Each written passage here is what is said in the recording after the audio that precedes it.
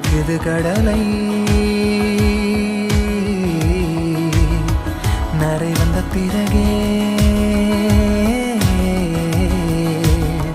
புரியுது உலகை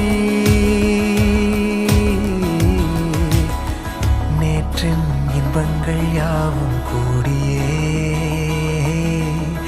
இன்றை இப்போதை அர்த்தமாக்குதே.